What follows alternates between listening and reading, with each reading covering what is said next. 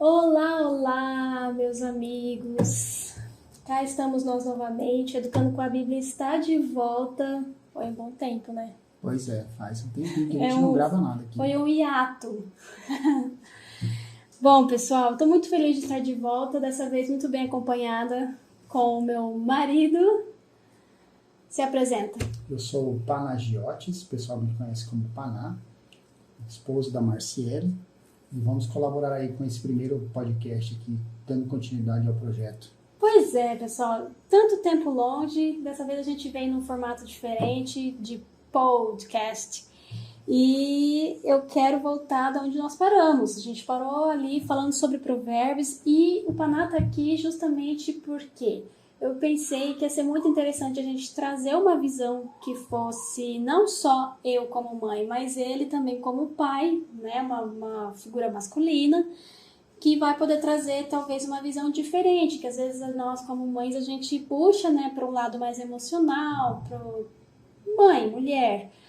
E talvez não, tenho certeza que a opinião dele vai ser bem interessante para agregar esse conteúdo para nós. Então, que vocês possam ser muito bem-vindos, espero que vocês gostem desse retorno, porque assim, estou voltando não de mãos abanando, tá?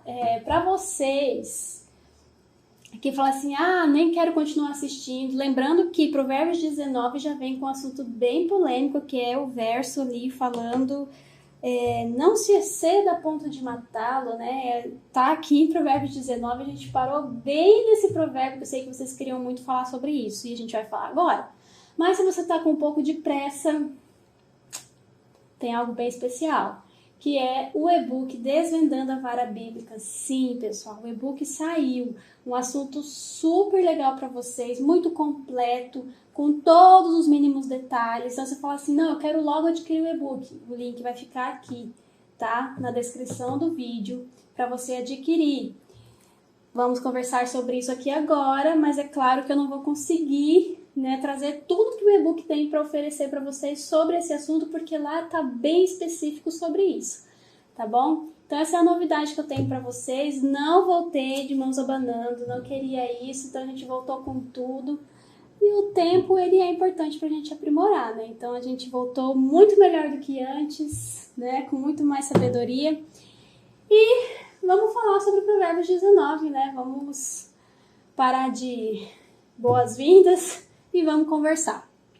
Bom, Provérbios 19 tem muitos versos aqui que me chamam a atenção. Já vai vendo aí o que vai te chamar mais atenção, mas eu sublinhei vários, tá? Óbvio que a gente vai falar do 18 já.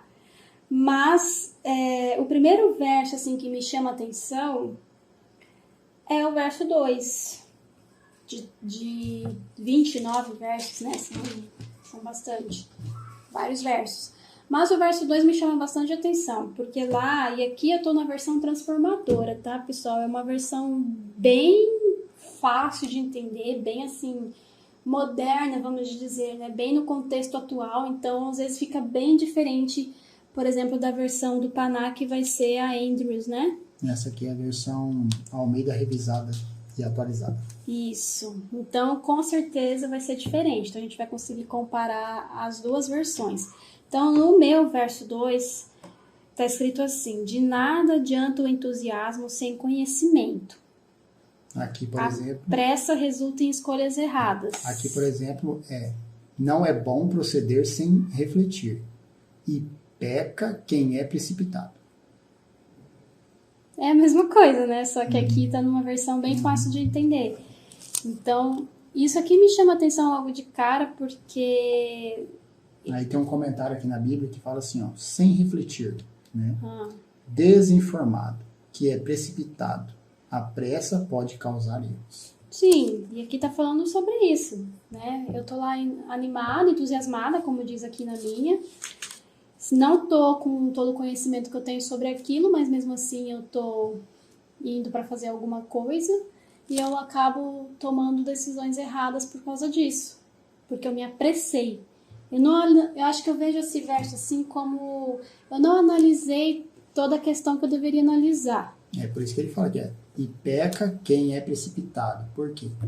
você não prestou atenção, você não refletiu, você não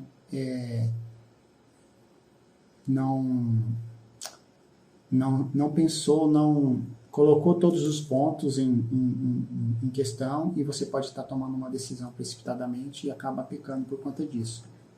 Sim, e eu acho mais interessante ainda que o verso 3 parece ser até uma continuação desse, porque ele fala assim: o insensato arruína a própria vida e depois se ira contra o Senhor. Como que tá o seu? A estultícia do homem perverte o seu caminho, mas é contra o Senhor que o seu coração se ira. Sim, porque aí é como se a gente falasse assim: eu fui lá, me precipitei, fiz escolhas erradas, então eu fui insensato, aí no caso eu fui... A estultícia Distorce a conduta, né? é de estúpido, talvez, estultícia, não estou sim. recordando agora. Então eu fui dessa maneira, arruinei a minha vida, porque eu tomei escolhas erradas, então eu estou tomando as consequências disso, e aí agora eu vou ficar contra Deus, eu vou mirar contra Deus, tipo assim, eu vou colocar a culpa em Deus. Eu não tenho culpa, mas Deus tem culpa de eu estar dessa forma. Então, pra mim, são versos que conversam bastante, e me chamou a atenção assim logo de cara. Não sei você. Tem mais algum aí que você leu? Aí eu fui aqui pro verso 11. Ó a chuva. Verso 11. Não sei se vocês vão escutar a chuva aí agora, porque começou a cair chuva. Mas vamos lá. O verso 11, ele fala sobre... A gente falou sobre o insensato lá no 3, e no 11 ele vai falar sobre o sensato, porque ele não perde a calma, né? Mas ele conquista respeito ao ignorar as ofensas. Isso que pra mim é sensacional, porque quem não perde a calma, né? Hoje em dia. Então, pra mim fica muito claro aqui que ele tá falando assim, que você é insensato se você perder a calma. Você não tá pensando direito e você tá sendo estúpido. Aqui na minha versão, por exemplo, diz assim, a descrição do homem o torna longânimo. A descrição. E a sua glória é perdoar as injúrias. Interessante. Então, é uma forma de conquistar o respeito, né? Ignorando... A descrição também é considerada uma outra palavra para entendimento. Descrição? Descrição. Está falando aqui, outra palavra usada para entendimento. Interessante. É entendimento. Interessante. Enfim, achei muito interessante isso. E agora vamos pensar um pouco nos filhos, né? A gente perde muita paciência com as crianças. Eu acho que isso daqui põe bem escancarado na nossa frente que a gente não pode perder paciência com as crianças. E quando a gente comete isso, a gente está errando, a gente está se precipitando. E isso acaba afastando os nossos filhos de nós. E quem sabe causa ruína na vida deles e na nossa. Né? E aí quando ele fala, e a ira, eu vou mirar contra Deus. Aí eu vou chegar e vou falar, meu Deus, mas por que meu filho se tornou isso? Ou virou aquilo? Ou vamos pensar no atualmente, não me obedece, não me escuta. Mas quem eu estou sendo para o meu filho? Se você acabar se exaltando demais, ou seja, você não está tendo descrição. E dessa forma você está ensinando seu filho a não ser como Jesus, ou como uma pessoa sensata deve ser. E aí ele vai se espelhar em você. Não é o que você fala, é o que você faz. É o que você é, né? O que você faz. E aí vamos já puxar para o verso 13, porque lá ele fala sobre filhos, né? E aí ele até comenta que o filho tolo é uma desgraça para o pai. Então, não sei como tá aí. O filho insensato é a desgraça do pai. E um gotejar contínuo as contenções da esposa. Daí fala da esposa. É que eu citei só do filho primeiro. Mas é muito interessante ele falar aí do filho insensato. Porque por que ele se tornou insensato? A gente veio aqui nos outros versos falando justamente sobre insensatez. Né? Que eu estou sendo insensato. Aqui ele fala aqui que o gotejar contínuo é a mesma coisa que é uma metáfora ao muito irritante. Sim, você está falando da esposa. Mas eu tô falando do filho insensato. Exatamente. Por quê? Se o filho está insensato, é a desgraça do pai. Mas por que o filho é insensato? Então, é isso que eu tô falando pra você. A gente viu atrás, Por quê? o tempo todo nos outros versos, que eu tô sendo insensato nas minhas atitudes. Exatamente. Então, o meu filho tá Ou seja, você está sendo tá sendo que eu fui com ele. Se for irritante, ele vai ser a mesma coisa. E aí fala da esposa, né? A esposa, o meu é a esposa briguenta. Então. A esposa briguenta é irritante como uma goteira. É engraçado porque a minha avó paterna, ela gostava de goteira para dormir. Eu, hein? Quero ensinar. Ela gostava, ela colocava uma latinha. Eu lembro do meu pai falando isso. Ela colocava uma latinha e aí quando chovia, tim.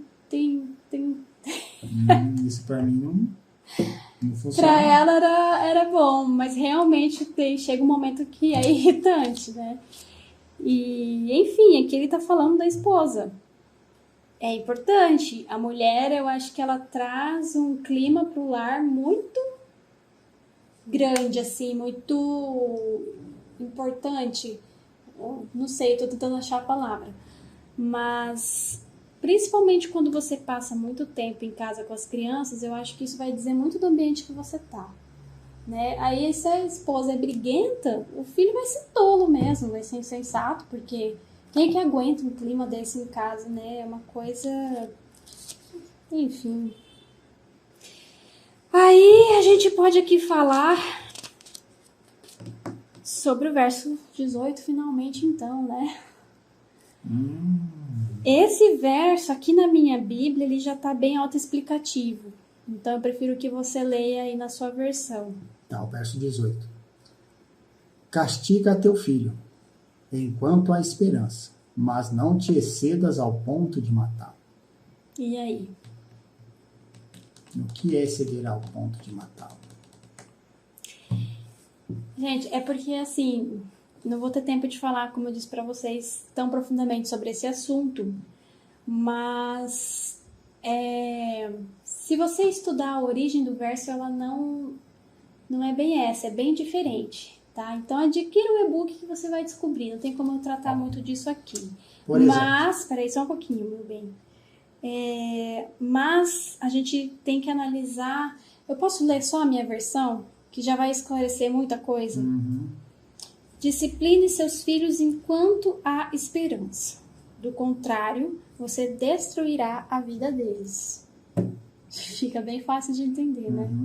É porque está relacionado a você disciplinar. Exatamente, educação. Porque se você não disciplinar seu filho no caminho que deve andar, o que pode acontecer com ele? Você pode matá-lo. Por quê? Porque ele pode perder a vida eterna. Nós estamos falando aqui de vida eterna, não estamos falando aqui de vida terrena, não. É a vida para a eternidade. Porque aqui todos nós vamos morrer.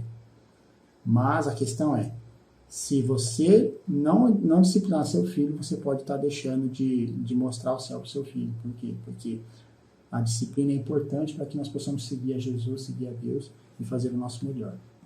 Você tá balançando a mesa, calma. Calma, senão vai ficar o vídeo assim, ó. Vai dar um paralaxe na pessoa. É exatamente isso. As pessoas, elas acabam... O problema desses versos é que elas acabam traduzindo eles... na verdade, traduzindo não, mas lendo eles, interpretando no literal. E o livro de Provérbios, ele não é literal. Se você analisar... Poético. Ele é poético, ele é figurativo, ele usa muitas figuras de linguagem para poder citar algumas coisas e usar exemplos, principalmente exemplos que serviriam muito para a época de Salomão, para a época dele. Então, por isso que a gente vê muito falando sobre a vara, que a gente vê outros objetos que, aqui no caso do meu, eles já traduziram para coisas atuais, por isso que a gente nem encontra mais o verso na sua origem, apesar deles terem colocado um apêndice aqui e justamente falar mas não se exceda a ponto de matar, eles deixaram aqui. Mas a gente não encontra assim, objetos que no caso Salomão usa no livro inteiro. A nota de explicação da Bíblia ainda ele pega e fala assim, ó, seja equilibrado na disciplina ou não se resigne à ruína dele. Entendeu? Ou seja, não pode, para não deixar passar a disciplina. Mas Sim, de que forma? sim. Equilibrado. Equilibradamente, porque tudo que é demais é ruim. O que é de menos é ruim. Então, quando a gente fala de educação de filhos, tem que existir o quê? Equilíbrio. Amor. Amor, equilíbrio, firmeza. Porque assim, é uma linha muito tênue e é difícil de você encontrar isso. Porque cada um tem seu temperamento, tem a sua criação que vem junto com você, tá? Exatamente. E aí você tem que pegar tudo isso às vezes e transformar, dominar, para você encontrar o equilíbrio ideal para você educar o seu filho. Então, quando a gente fala aqui enquanto há esperança, discipline seus filhos. Porque se você não fizer isso, com certeza o caminho é um só, a morte. A gente sabe que o pecado, ele traz o quê? Morte, né? Morte. Então, quando a gente fala nesse verso, é exatamente falando sobre isso, né? O ensino, ele vai trazer a salvação. A falta dele vai trazer a perdição. Só que aí ele fala assim, não se exceda a ponto de matá-lo. O que seria esse exceder para você? Porque se a gente está falando num contexto figurativo, que se eu não educar, ele vai morrer por falta da disciplina, porque ele vai ir por caminhos que vão levar à morte eterna, né? Seria isso? Porque se eu me exceder na minha disciplina, eu posso estar ferindo os sentimentos do meu filho e assim eu posso desviá-lo do caminho também. Entendeu? Perfeito. Você leu meu e-book? Brincadeira, gente. Porque Ele ainda não leu. Se eu chegar ao ponto de bater no meu filho, é completamente errado. Por quê? Porque eu posso estar tirando. Que cristão é esse? Que Jesus é esse que bate? Entendeu? A imagem que eu vou transmitir pro meu filho é muito importante, porque ele vai olhar principalmente pro pai, né, que é como se fosse a imagem de Deus, né, pros nossos filhos. Então, mas Deus é assim?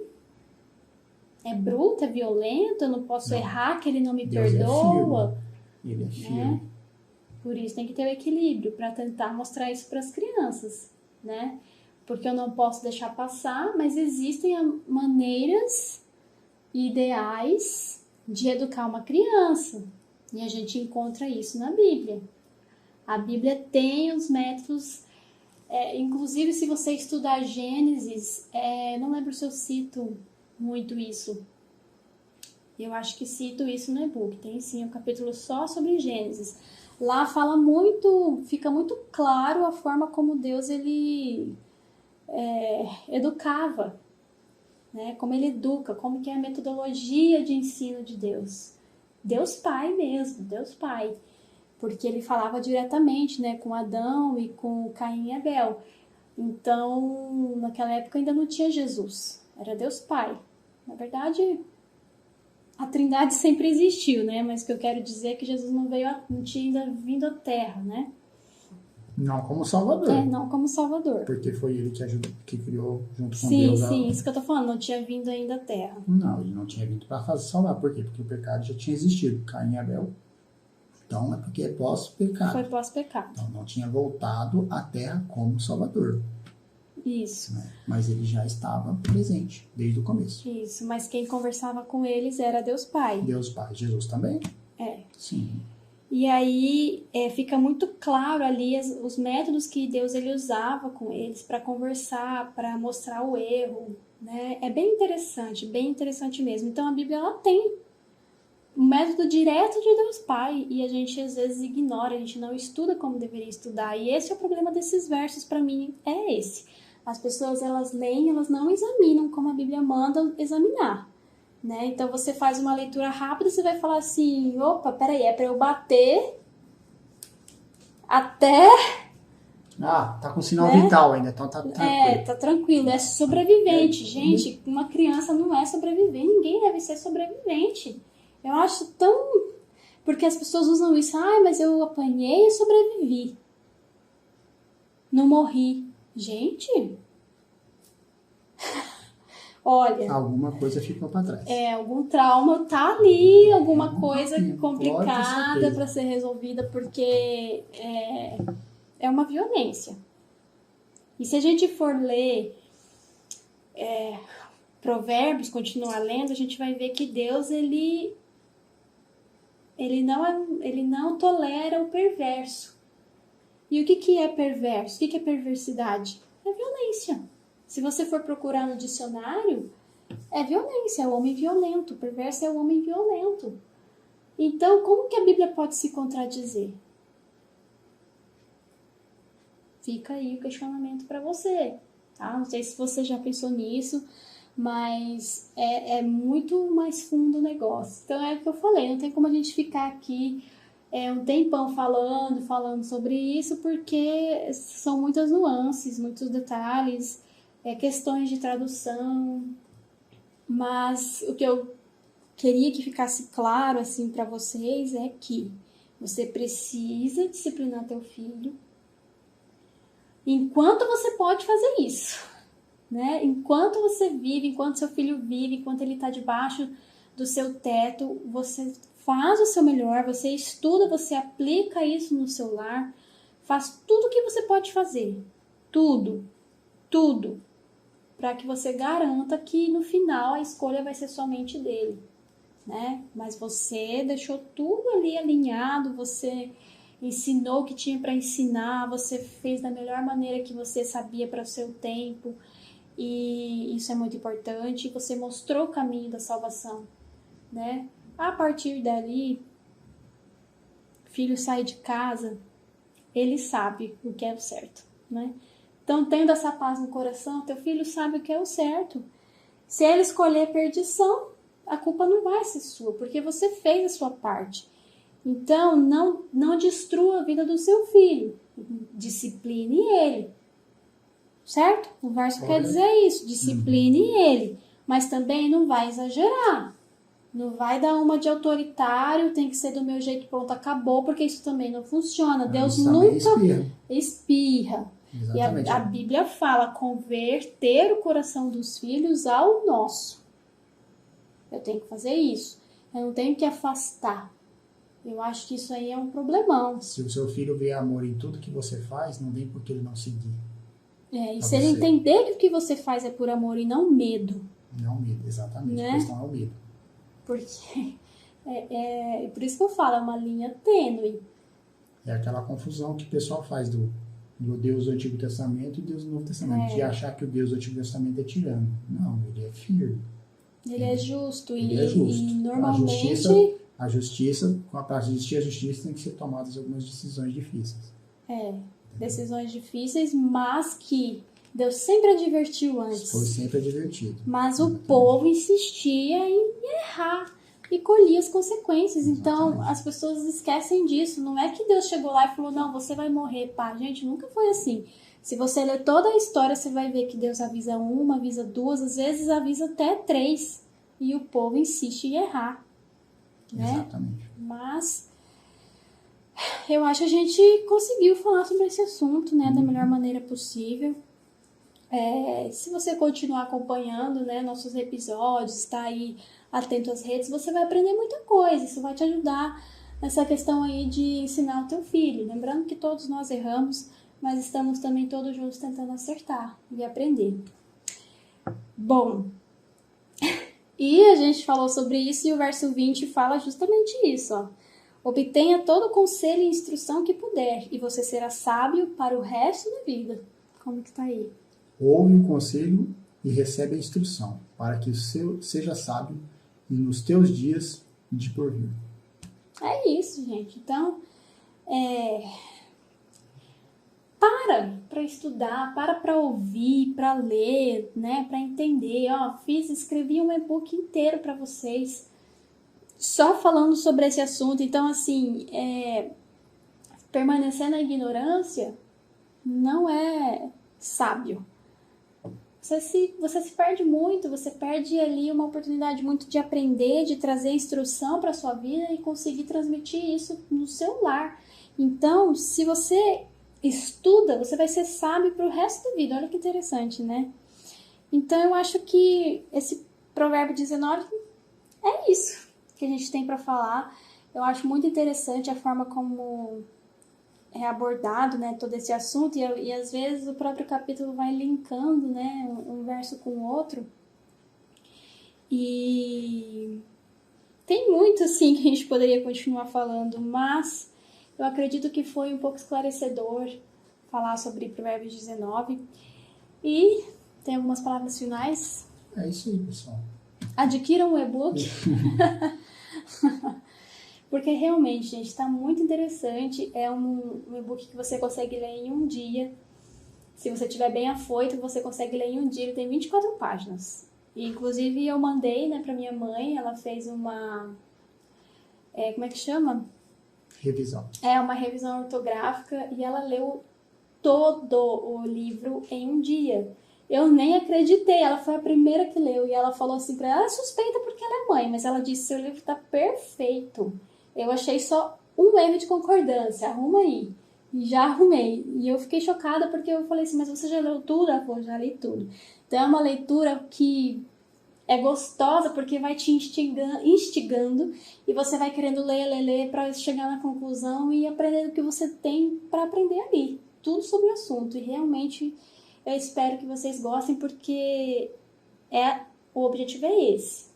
Né, trazer esse assunto bem completão para vocês e para não deixar muitas dúvidas, mas vá com o coração aberto, tá? Vá com esse sentimento de querer aprender, né? A gente está aqui para aprender. E se a gente voltar e ler Provérbios 19 de novo, a gente vai achar coisas novas e é sempre assim, né? A Bíblia tem esse poder, né, de sempre trazer coisas novas. Mas, pessoal, fica aqui meu muito obrigado Paná, por participar com a gente. Agora vai estar sempre com a gente, se Deus assim permitir, né? É um prazer aqui contribuir com vocês. E esse foi só o primeiro episódio. A gente vai continuar não só falando sobre provérbios, a gente vai terminar o livro de provérbios, se Deus quiser, esse ano. Mas a gente também vai trazer outros assuntos bem interessantes, diferentes do que a gente está acostumado a falar aqui, mas sempre voltado para a Bíblia. Então tem muita coisa boa esperando vocês. Nos siga, curte, compartilha. A gente está voltando com tudo e precisamos do apoio de todos vocês. Um abração, galera!